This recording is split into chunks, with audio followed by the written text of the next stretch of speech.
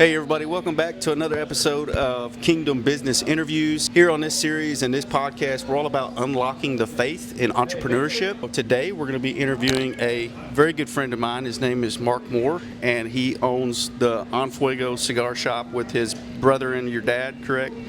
Here in Rockwall, Texas. And where else do you guys have cigar shops at? So we've got, the first one was here in Rockwall. We put this together in 2006, and then a few years later opened one in Murphy, which is a town just east of Plano. And then a few years later opened one in Frisco. And then about 5 years ago, we franchised our first store, and that's in downtown McKinney. And then we've just got another franchise about to open in West McKinney. So nice. Yeah. So 4 locations total. Correct. That's awesome.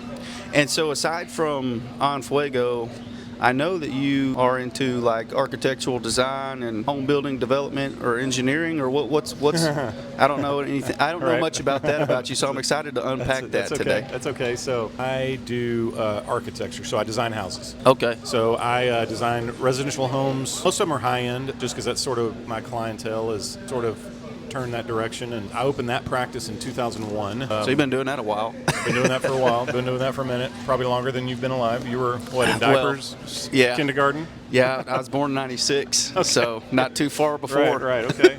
I started designing houses and became fairly successful at doing that, and then I just had this dream of having this cigar lounge, just having a place where guys could come and hang out and watch a football game, and there was nothing really out here in Rockwall or in this area.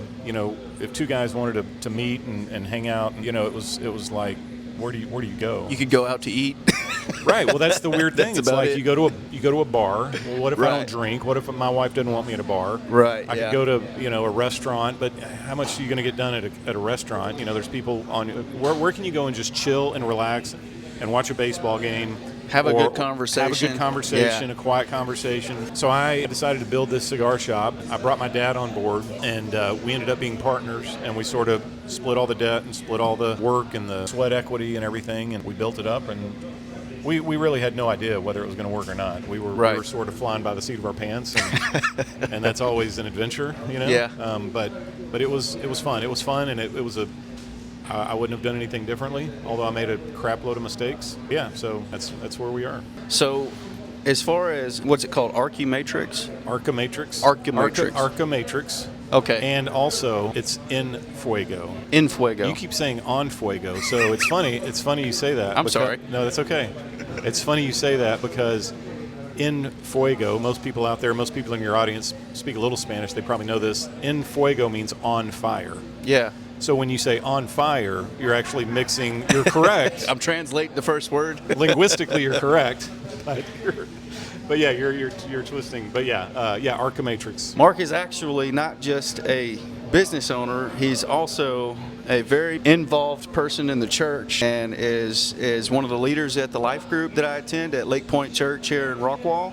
And you also go to the North Dallas campus too, as well, right? I do. Lead a group there. I do. I teach a couples class in North Dallas and a couple other things, but that's kind of me and my wife's home church is North Dallas. Okay. Even though we live a block from the Rockwall campus, but yeah. Not as many people. Not as many people. Yeah. Yet. It's a little right. Yeah. The goal is to get it to be a crowded parking lot, but it's growing really, really fast. But we love that campus. We helped start that campus 10 years ago, and just always have tried to contribute where we can in there, and so our spiritual family is there, so that's kind of where we do church on a regular basis. That's awesome. And so Mark is actually a very well-rounded, very diverse businessman, entrepreneur, and man of faith. I'm excited to kind of dig into your story and unpack your journey. That's kind of leading me into the first question here, and so I guess the first question is, can you share with us how your faith in Christ has influenced and guided your entrepreneurial journey? Anytime you run a business, anytime you own a business, anytime you venture out and try to, chart your own path in the world, it takes a lot of faith in something. My faith is in a higher power, in Jesus Christ, and that has buoyed me through the really tough times. And there's been a lot of really tough times. You sort of have to. I think He brought me through those tough times purposely, because we need to be reminded of how fragile we are and how incompetent and disastrous we can be left to our own devices. I'm fortunate, although some of those things were painful, some of those mistakes were hurtful and financially painful or whatever. but I think they make us a stronger people. I agree with that. Yeah, and so, you sort of have to get to a point where you're completely self-reliant on God, or I had to. And, either God is everything or God is nothing. Like, there's no gray area. There's no in between. You're either all in or you're all out. And so when you have that sort of shift in mentality, which took me a long time to get there, it sort of weirdly became a lot easier when I knew that, if this is what God wants me to do, then it's going to be fine. And maybe God wants me to build this cigar shop and 5 years later go belly up. And if so, I'm okay with that. I had to get to a point where there's an old saying I've heard that I've got to wake up in the morning and flip a coin, and whatever side it lands on, I got to be okay with it. And that's sort of how I've tried to live my life, specifically in the small business world, because it's such a brutal world. And fortunately, we've been successful. I haven't had to deal with any major, laying off employees or shutting down businesses or losing millions of dollars. But I think at this point, if any of those above did happen, honestly, I think I would be okay with it. I mean, it sounds weird, but I think I would be. I believe, if we're doing the absolute best that we can to stay in alignment with Him and live by His will and just kick out all the distractions and keep the devil at bay, I think that regardless of like what you said, I think regardless of what happens, His plan is always better than ours. Yeah, I agree. I agree with that 100%. I think that's well said. And I think when you're doing something to glorify God, and I believe every choice in your life, you're either getting closer to Christ or you're not. Every single choice. What you say to somebody at the the Starbucks counter, or how you greet somebody when they walk in the door, or how you look at somebody every single choice you make, you're either getting closer to God or you're not. And when you set out in a venture like this, a small business, or teaching a life group, or teaching a women's class, or whatever it is that you're doing, if you're doing it for the glory of God, if that's truly your motive, then the end result is not going to be failure. Maybe temporarily. Well, but that's more of a lesson, I believe, from God. Well, right? Okay, so yeah, you're exactly right. So failure is relative, right? Failure is relative to us, to our own perception of it. Absolutely. But what does failure look like to God? You look at somebody like David or Solomon or any of the patriarchs of the Bible, Abraham and Moses and Aaron and Joshua. Those guys were riddled with failure, but we celebrate them as titans of the Bible. And so, were they failures? Absolutely not. They were heroes. But I bet you if you were to ask them in certain points of their life, they would have been like, man, I'm a complete failure. In fact, they said that. They wrote that in the Bible. Yeah. And so, yeah. I mean, failure to us, it's different than what failure looks like in God's eyes. Maybe God wants to bring you through a season where you do fall, you do fail, and you see what that looks like, and you see what it looks like to get yourself picked back up, and because He wants you to be a better person for a bigger project down the road. Absolutely. And He needs to humiliate, your ego a little bit, which He's done to me many times, and so. I believe that. Yeah. I'm on board with that 100% because I've seen it in my own life. I mean, in a lot of areas, not only just, personally, but, at business, at work, in my career, in failures in business in businesses that I've tried to start and that I've failed at, and so it's super relevant to me. I relate to that 100%. It just goes back to, our who is our audience? Who's if we're living in this world for a secular audience, then we're just going to be miserable because the secular audience is brutal. The critics are brutal.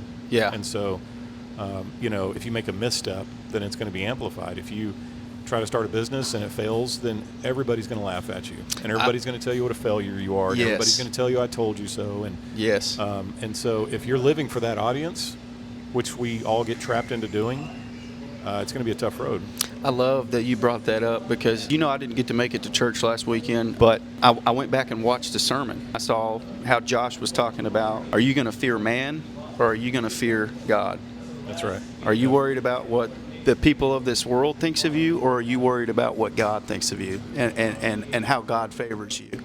And I think that that's huge because, and I can relate to it because since before I started really seeking God, I was super scared about what everybody thought about me. Everybody in my family, my friends, just even random people on social media, because I've always been trying to build up my social media presence and everything from a business standpoint, mainly. But I was just always so worried about what people thought of me. And so I hid a lot of things, and I started lying to myself about things. And I think that, I know that now, since I've been really digging into the Word and coming to class and getting and fellowshipping with people like yourself and the people in our group, and just seeking God, like really seeking God, I don't give a rip what anybody thinks about me now. Yeah, that was that was one of the best sermons I've ever heard. You kind of unpacked that you've faced a lot of challenges and a lot of setbacks in your business journey and your entrepreneurship journey. So I guess, what are some significant challenges, both big and small, that you encountered while building your business, and how did your faith help you overcome them? How much time do we have here, Tyler? No, I'm kidding. Because I had a lot of brief summary. Right. What I guess we can just to narrow it down. What were some of the ones that you remember the most? Well, here's a kind of a overarching answer is really the unknown. The unknown is what scared me to death. Yeah. I knew how to design houses. I knew I was good at that. I was trained in doing it. But when we decided to open a cigar shop, my dad wasn't in the cigar business. He didn't even smoke cigars. I had no idea how to run a retail store. We literally knew nothing.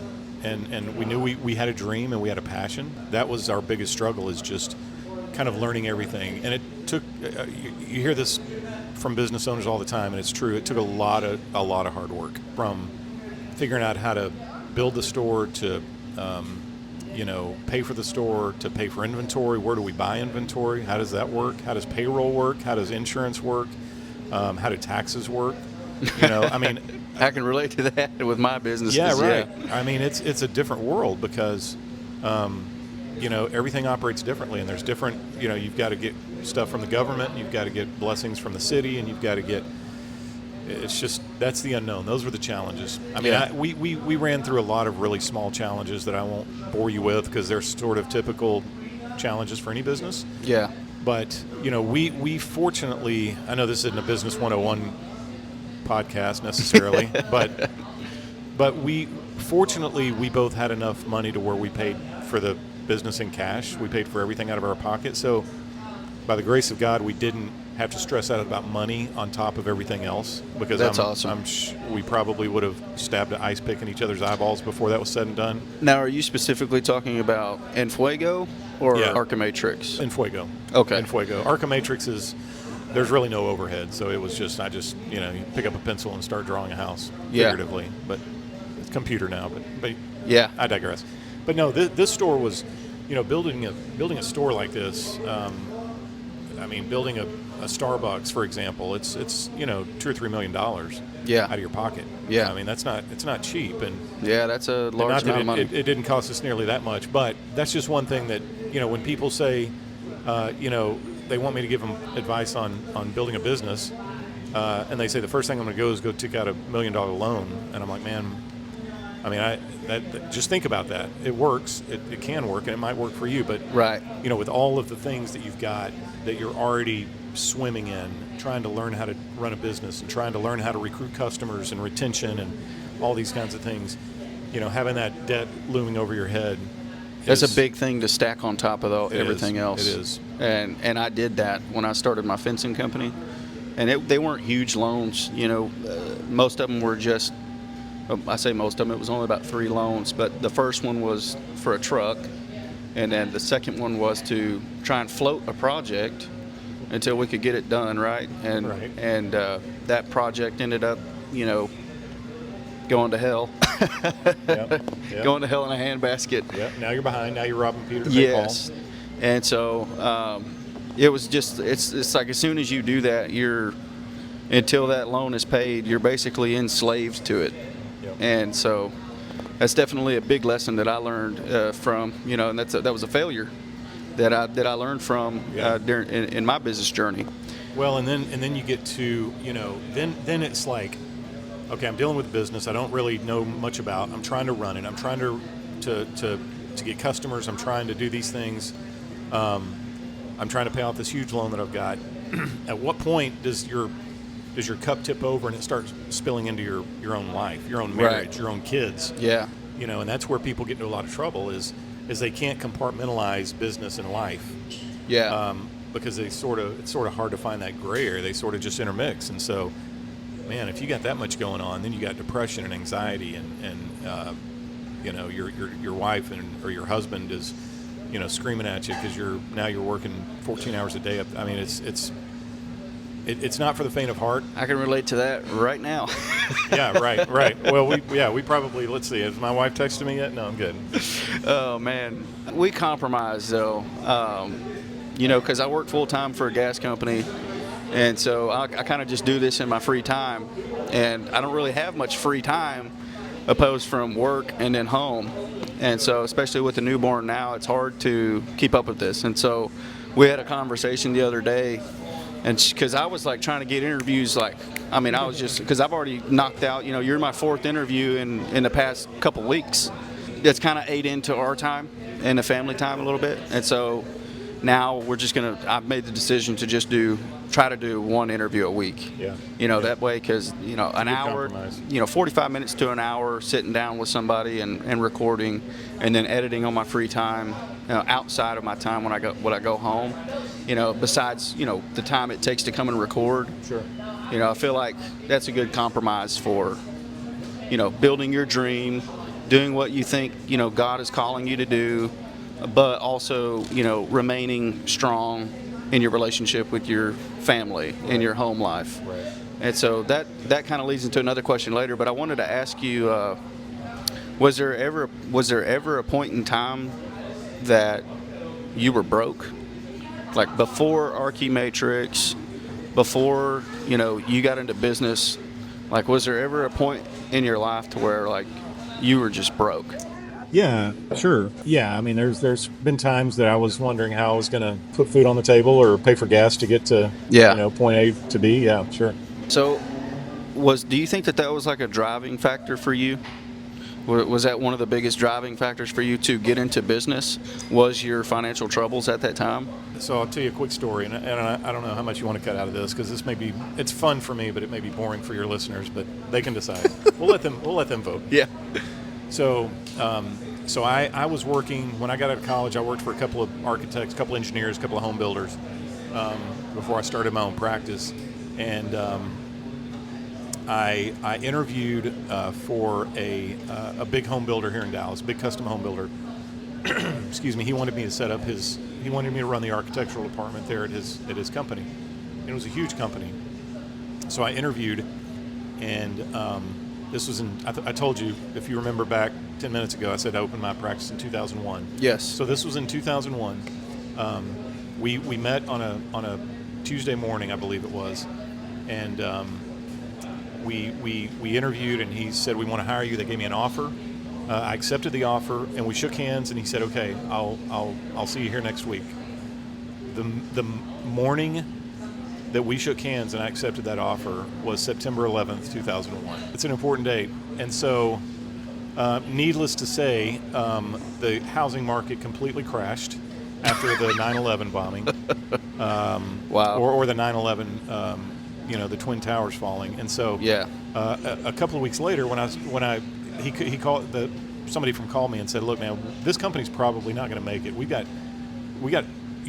tens of millions of dollars of product that we can't sell anymore. Wow. In houses, and we don't know if we're going to make it. And so I was sort of scrambling.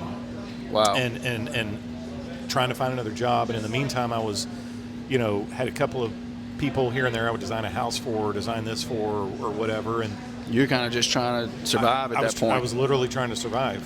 That's, where we're just like, how am I going to pay gas? Yeah. And so the weeks go by, the months go by, I start getting a little more work, a little more jobs, a little odd and ends here and there, and word starts spreading, and I start and then after about 6-8 months, I'm like, I think I can do this. Like, I think maybe I can do this on my own.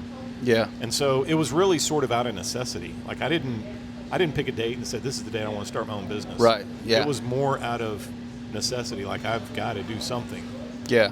And so that I guess, to answer your question in a weird way, it was about survival at that point. Because you had no boats. I mean, you had your boats were essentially burned. The term "burn the boats." You got your back up against the wall. That's usually where the drive and motivation comes to persevere through all the setbacks and failures. Because you just have no other way to go. That's right. So I think that's the biggest struggle for me, is because I do have oil and gas to fall back on.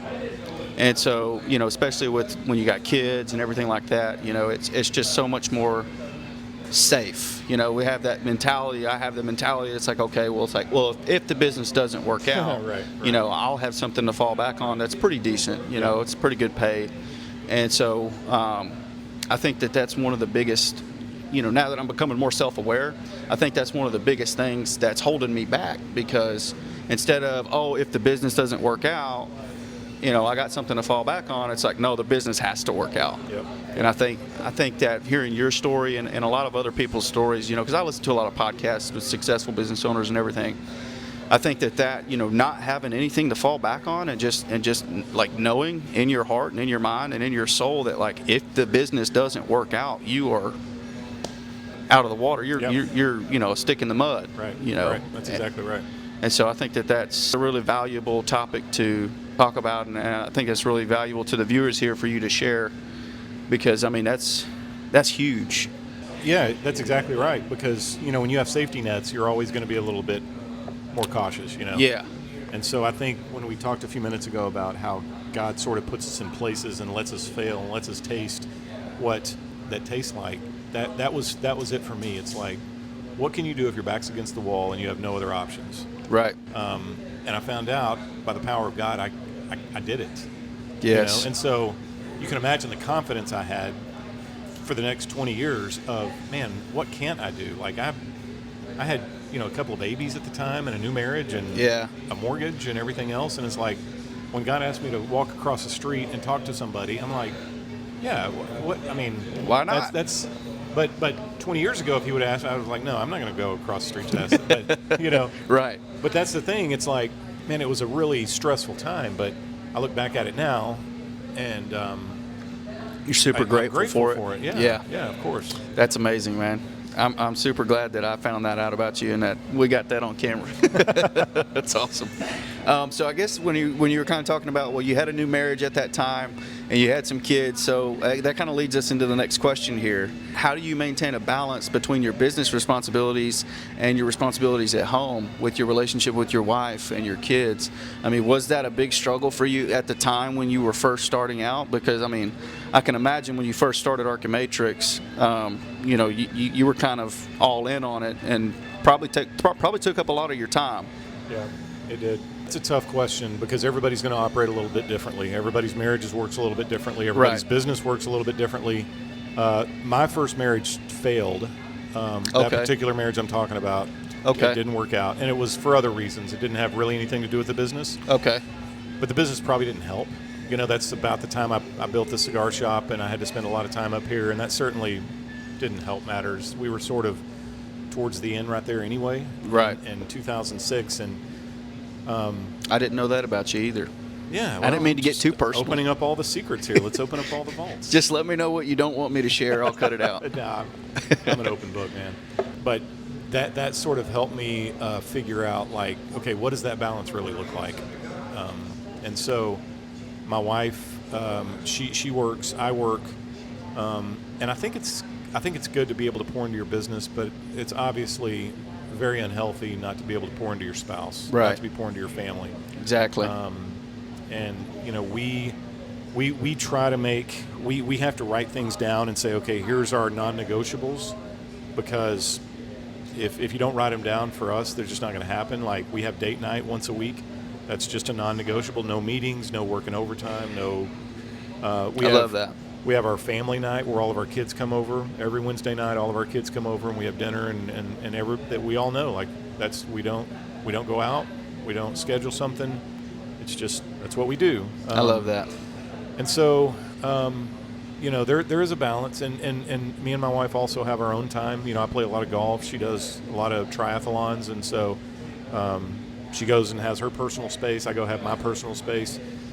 But, I think we've done a really good job sort of building the foundations of that. So we worship together, we go to church together, we give together, we serve together, we laugh together, we go on dates all the time. I mean, like most people do, or most people should. So I think once you have that foundation built, all the other structure is pretty easy to get to. It's easy to start building. So the beginning, when you're struggling the most in business, like that's when it's the hardest on the family and relationship, I imagine. And then once you get that foundation, like you said, once you get the business going and you start to get that freedom, you start to get the gaps in time that you're able to open. You can delegate. You start freeing up some of your time. Eventually, would you say all the suffering in the beginning of starting a business is worth once you get the business going and you can delegate other tasks and free some of your time up and then have that income coming in? Would you say that it's worth it in the end? That's a great question, and I don't know. I mean, I would have to say it is, but suffering looks different for a lot of people. I mean, a divorce is not. I mean, that's got long-term lasting effects. Right. That affects kids. Yeah. And so I don't know if I would say was the best. It's sometimes it's hard to find the silver lining in that. Right. But the silver lining is for me was that like I knew how to fix it. Like I knew what I was doing wrong. Right. And anytime you go into your own business, anytime you open your own business, that's going to be what drives you. The collateral damage that happened early on with just me personally stressing out and just angst and losing sleep at night. I think God has rewarded that and multiplied that now, because I look at it and I think, man, we're doing some great things here. Yeah. And so yeah, for sure. And do you feel like your faith really helped you through that time and through all of the doubts, through all the anxiety and the worry and just like, were there any moments, that leads us into the next question here, were there any moments that you can remember where you saw the impact of your faith on your business relationships, interactions with employees, clients, or your partners? So me and my dad are partners. We brought my brother on about a year later and made him a partner. And so, I mean, our relationship, everybody always laughs and says, man, you've always been told not to go into business with family, right? Yeah. And people wonder how we do it, but we do, and it's awesome. And we have a great relationship, the three of us do. And we know each other's strengths and weaknesses, and we kind of stay out of each other's lane, but we have a really, really good relationship. I've got a really good relationship with all my family, fortunately. But, that's a blessing. We have,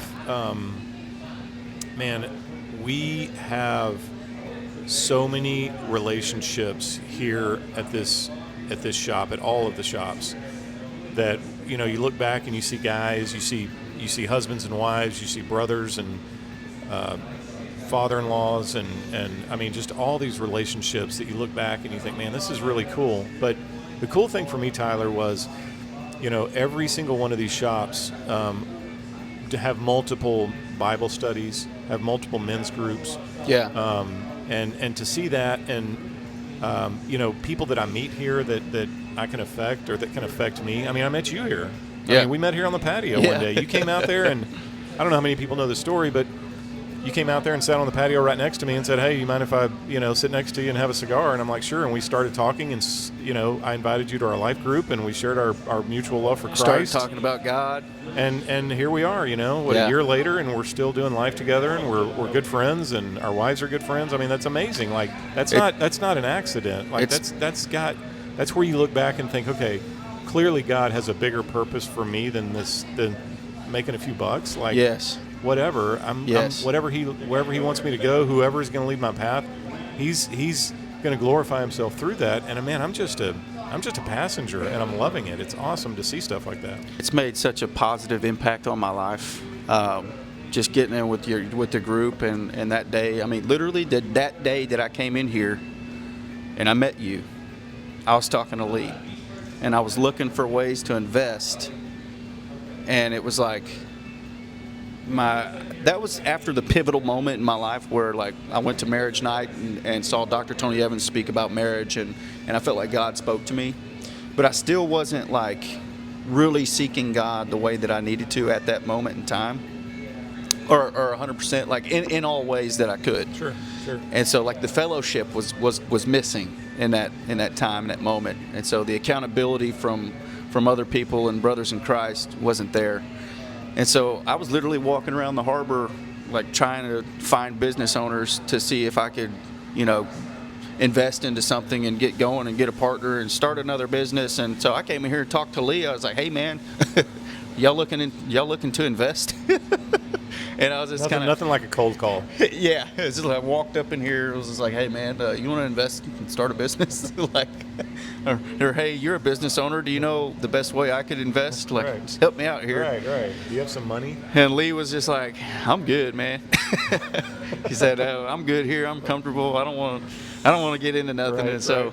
That's funny. I walked out the door, and honestly, I was disappointed with his answer. And when I walked out the door and turned that corner, you were there. And that's when we started that conversation, and it changed my life, man. Yeah, that's and awesome. It was awesome. amazing. It was absolutely awesome.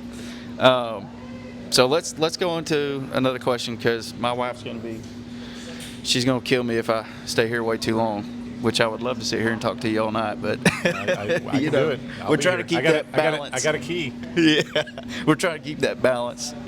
All right, so I guess we'll go ahead and go into the advice. What is some advice that you're willing to share with those who may be struggling in their faith, in their business journey, or just in life? Well, I think we touched on it. For me, the key is to really surround yourself with godly men. There's a famous quote that Sam Walton or S. Truett Cathy said, I can't remember, but they said, if you're the smartest person in the room, you're in the wrong room. I love that quote. My goal has always been, like, who can I surround myself with that's making me better, making me a better person, whether that's business advice or marital advice or spiritual advice, but, community, you see it all over the Bible, and Jesus preaches it. He specifically sends people out in certain communities and sends them out in pairs, and you see that. You don't see anybody lone wolfing it, going rogue out there. Right. And so I would say, man, if this is something that is plaguing your business, or something that, somebody out there looking to maybe open a new business or whatever, I would say, man, you really got to entrench yourself into people that can speak truth to you, that can be honest with you, that can tell you, see your blind spots. I love that. And that's just, for me, that's just invaluable. I couldn't do it without other men that have put their faith in Christ, that can give me biblical truths when sometimes I don't want to hear it. But that reminds me of that verse, the log in your own, or the speck in your brother's eye, but you don't see the log in your own eye. What was that? What book is that from? Yeah, it's in the Gospels. It's Jesus talking. It's a Sermon on the Mount. So he's talking about, inspect yourself. Yes. Turn the camera around. Yeah, right. Self-evaluation, self-awareness. Yep. It's very easy to get distracted in today's world, and allow everything that's going on around you to influence you instead of you influence that. In the way that God wants us to. Right. Let me go back.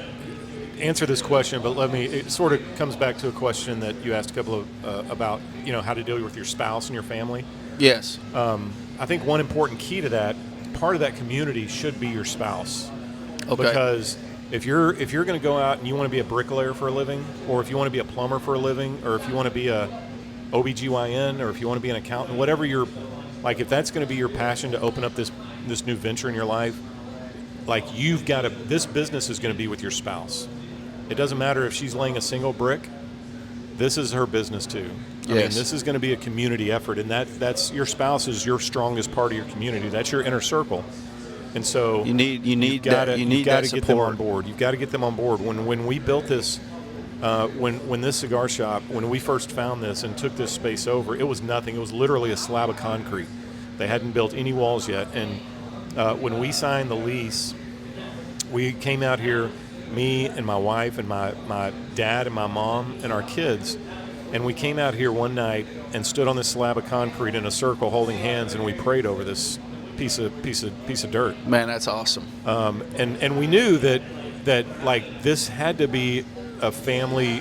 It had to be my wife, my mom had to be involved. My my dad's wife, obviously, my wife, my kids, like we had to let them know, like, this is not just me and him, like, this is all of us. And so that's your strongest community, is your family, is your spouse, is your home. Yeah. And then from there, it just sort of branches out. But if you can't get them if you can't get them on board, it's going to be a tough road. Man, it's crazy you said that, because Michael Rannigan, the owner of Doc's Roofing here in Rockwall, the one I was working for before I got back into oil and gas, I interviewed him. He was my second interview, and he said that too. He was like, man, if you can't get your wife on board with you. Yeah. He said it's gonna be a tough road, and I was like, if not impossible. and I'm still working on that. Honestly, that's something that I'm struggling with at the house right now. Is getting her to, basically see the vision, and because I just feel like she doesn't see the vision that I see, and so I understand. I have empathy because, she's dealing with the newborn at the house. Sure. She's got the other kids. She's going through a lot at home too. Yeah, of course. And I'm gone. 75% of the time, every day. Working full time for another company. Right. And so it's like that's the vision that I have. The vision that I have is to build something of our own. And I feel like God has given me that vision, and I feel like if I don't pursue that, and if I give up on that, then we're going to be stuck in this rat race for the rest of our lives. And I'm going to be giving 75% of my life, away to a job, instead of, being able to eventually pour into my family, and hopefully a lot sooner than the time that I, get to retire. Right. In today's, in the world, society, in our culture today, it's like, okay, well, you go and you retire on your 401k or whatever you got, your mutual fund account, whatever it is, and you got enough money to live, basically, as inflation keeps going up. You got enough money to live on and just kind of survive until you die. And that's just, I just feel like that's not the life that God has in store for us. And so getting her to, understand that there's going to have to be sacrifices made, to build that foundation. Right. And then getting her on board to, basically sell the vision to her and get her to see the light at the end of the tunnel. Right. of this venture. Right. Is that's the most difficult part for me. And so I feel like that may be something that a lot of people are struggling with today. And so, when it comes to starting a business. I would say I agree with you 100%. But I would also speak tough truth to you and say, like, that's a sacrifice that she needs to make, right? I mean, that's a sacrifice she's got to be sold on. Yeah. But also, from your standpoint, or from anybody else that's in your position, which a lot of people are, they're like, man, my wife really isn't on board with this. Give it to me, brother. My husband really isn't on board with this. Give it to me. But here it comes. But also, a sacrifice maybe you have to make at this point is you got to put this dream on hold for a year or two. Gotcha. Right? So, because if the last thing you want to do, anybody wants to do, is say, well, I have this dream and I'm going to go start this business and my wife isn't on board, but I'm going to do it anyway. Man, that is a recipe for disaster. Oh, man. And so she's going to have to sacrifice for you to make sure that your calling is met, but you also are going to have to sacrifice for her and say it's got to be on the timing where it's going to work for both of us, right? Because she's like, man, I had a baby a few days ago, right? I mean, congratulations, by the way. Thank you. But she's like, no, this has got to be put on hold for at least 6 months or a year or whatever. Gotcha. Which is understandable, and so there's this mutual sort of respect, and the other thing I've seen people. She's gonna listen to this, and this is gonna be my last episode for the next 6 months to a year. Haley, I'm looking out for you, sister. But the other trap I've seen people find themselves into is they jump into something in a business, they throw everything at it, and their wife is sort of grudgingly on board, and then that business fails. Yeah. And then a year later, they're ready to do it again, and that wife is like, "Are you sure about this?" And then 3 or 4 businesses down the road, that wife is you're never going to be able to get her on board again. You've lost her faith. You've lost the faith that she has in you because maybe you jumped the gun a little bit too early, or maybe you didn't get her, you didn't get her blessing, or you didn't consult her. Because again, you sort of betrayed your community, and you don't want to do that. And you know what? I think that's part of what the problem is now, is because before, I wouldn't consult with her about anything. I just went and did it. You know, this was obviously before I started really seeking God and really, you know, understanding the importance of, you know, involving her in everything that I do, and you know, just basically devoting myself to her and understanding that, you know, she's got to be a part of it, Yeah. and whatever I do Absolutely. affects her and affects the kids. Sure. You know, not only in a financial way, but in a mental and emotional and physical way as well.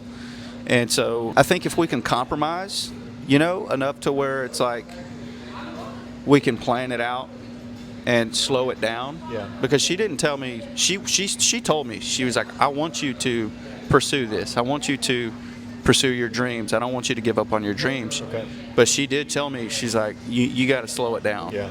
And so that's kind of what we're trying out now, Yeah. based off the conversation that I just Right. had with her. Right. It's a struggle still. Sure.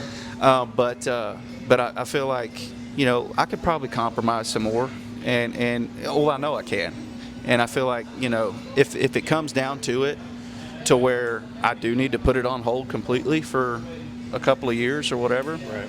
so be it. Yeah. Because the book that Kyle recommended to me called Adam Loves Eve, it basically really opens up your mind to the impact that your wife has on you through God. So like basically you know, your wife is God speaking to you in some ways. Sure. And so I think the biggest struggle for me is like discerning whether what she's going through in the moment of despair or the problem that she has maybe with me doing this. I'm having trouble discerning whether it's from God or whether it's from worldly desires. Right. Or leisure, or just the luxury of having me home for another hour a night. You know what I mean? Yeah. And so and I've told her this, and we talked about it too. I think the solution to it is that we both just get closer to God, and we both kind of get more familiar with discerning whether, you know, these thoughts and feelings are coming from the enemy or are they coming from, you know, our Lord and Savior and our Father. Right. Right. Yeah. That's you know, you've got to. Your biggest advocate, your biggest fan is always going to be your spouse. Yeah. It should be, and and you've got to protect that. You've got to protect that over everything. And I always tell people, like, if your relationship with your spouse is not, you know, going in fifth gear right now, then you're not ready to open up a new business. And we all go in ebbs and flows in our marriages and ups and downs. But if you don't have that supporting cast, then you're setting yourself up for disaster, because Satan loves nothing more than to separate you from her or you from him in this world of, you know, you can do this on your own, Tyler. You don't need her support. Yeah. You go chase after what you need to do. She does what she does. That's the lies and deception that the enemy wants to convince you of. That's the lie we saw in Genesis 3, right?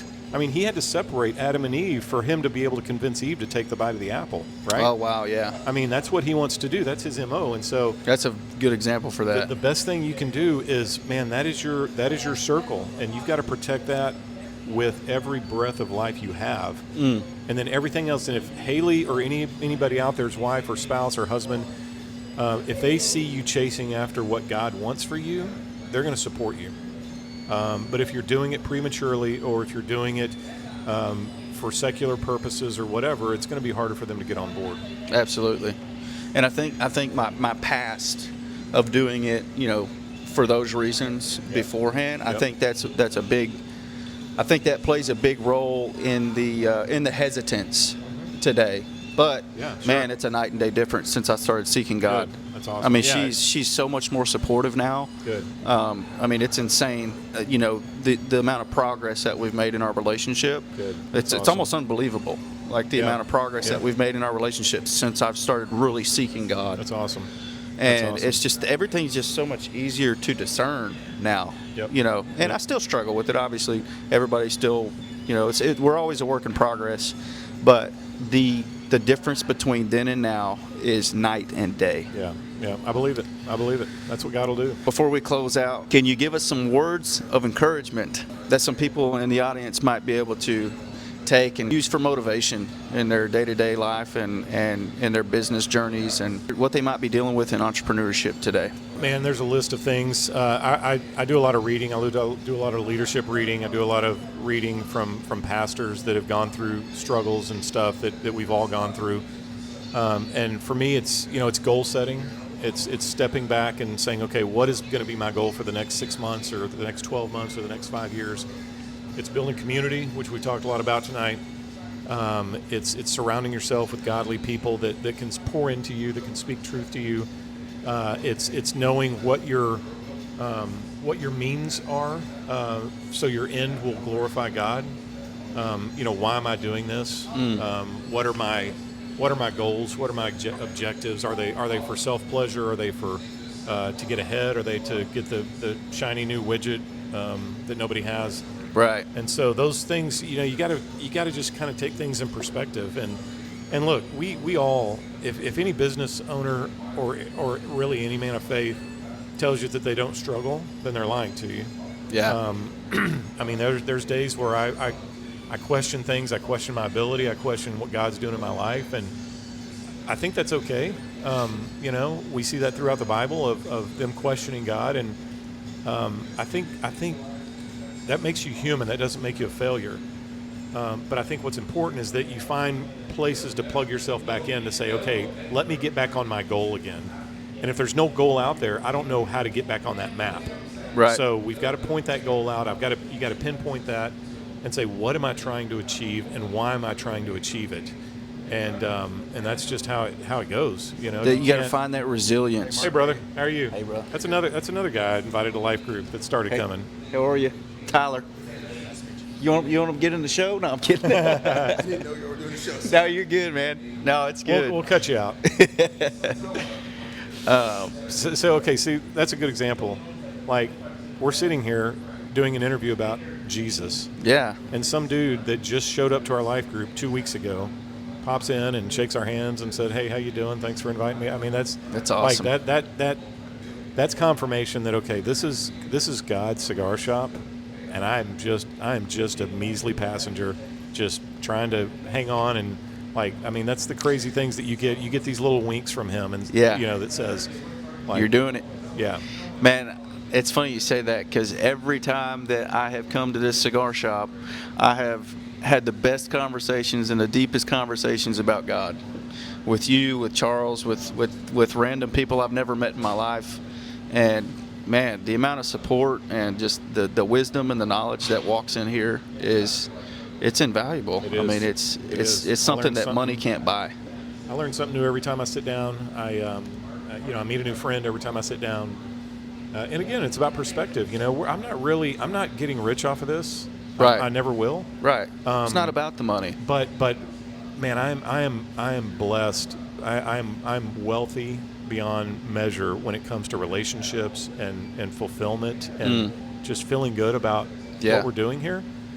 And that will, that is so much better than trying to chase down monetary value. Yeah.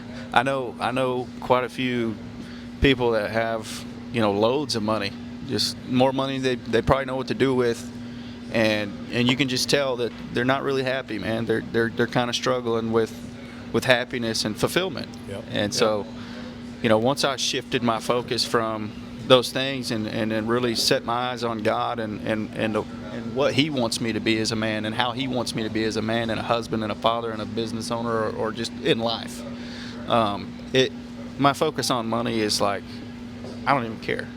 Like, I'm not making anything from doing this at all. Right. Yeah. No. I may never make anything from doing this unless I get 500,000 subscribers on YouTube or something. Yeah. I may never see money out of this, right. But that's not why I'm doing it. That's right. And that alone, and just editing this and all the work that goes into this, normally I'd be like, man, I'm not getting anything out of this. If I still had my intentions on what I used to, I'd probably give up. But like I said, man, and that's a great perspective you have that a lot of us don't have. Is if I make money, great, but that's not why I'm doing this. Right. Like, you got to figure out your why. Yes. And I think that's a great perspective. I mean, you're changing lives. Yeah. At the very least, you're making people think.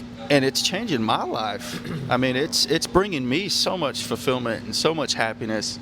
I mean, I never really thought that I would be able to enjoy putting this much work into something and not getting anything monetary out of it. Right. And then, still be able to enjoy it and sure. find happiness and fulfillment within it. And it's mind blowing. It's awesome, man. I'm so proud of you for doing this. I think these are awesome. I watch these as much as I can and just about every day. And I think it's great that you're doing it. I wish I had the wisdom and the technology savvy to pull it off, but I think it's really, really cool what you're doing here.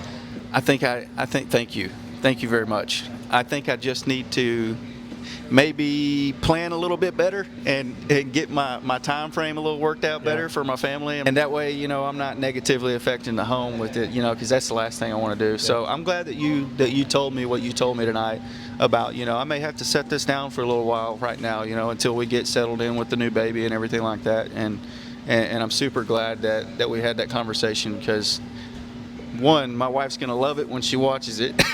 She's going to be like, Haley. see, I told you. She's going to be like, yes, Mark. She said, I like him now all of a sudden. Yeah. And then, if it is where I need to set it down, that's God. Yeah. That's God saying, hey, man, you need to slow down a little bit and walk with me instead of trying to run off and fulfill your own will instead of mine. Yeah. So thank you. There's I'll say one last thing before you close. Most people don't know this, but when the Apostle Paul had his on his road to Damascus, when Jesus met him and he blinded him and he said, why are you persecuting me? And he said, he went and he basically told Saul, he said, I'm going to rename you to Paul, and you're going to be the greatest missionary journey this world has ever seen. And Paul, we know what Paul did, right? He wrote half the New Testament. He set up almost every church in the area. But what most people don't know is once he got his sight back after 3 days, he was like, I imagine he was like, okay, I'm ready to take on the world. Yeah. And you know what happened? He went back to his hometown, and he sat there for 15 years. Wow. 15 years before God ever let him out of the house to be introduced to the rest of the disciples. Wow. 15 years he put him on the shelf. And he was like, whoa, wait a minute. I had my eyes blinded and my sight. I saw Jesus. I saw him. He talked to me. Like, I'm ready to go take on the world. Use me. Use me. And Jesus was like, no, it's not your time, brother. You need to think about this for a decade and a half. Yeah. And that puts it into perspective for us. Like, man, 15 years for him. I mean, if our wife or if God wants us to wait a year or 2 or 3 or whatever, I mean, that's really nothing. Compared, yeah. It's hard to say that right now. But when you put that into perspective, it makes it a lot easier. Because it may not be God's will for this to blow up right now, and for me to really dig into this right now, especially with everything that's going on. It's almost obvious that I may need to slow down way more than just limiting to one a week. I may just need to go to one a month. Right. If that's what I need to do, if that's what God wants me to do, then so be it. So I'm really glad that you brought that up. That really changed my perspective on this, where she's coming from, and really helped me fixate my eyes back on God instead of my mission and my plan with this of what I think God's will is. Kyle and I were actually talking about this the other day too when he called me. He was like, because I've been writing things down. I'll write down a list of things that I need to do every single day, and as I do it throughout the day, I'll cross it off, right? Yep. And so I was talking to Kyle about it, and I started fasting.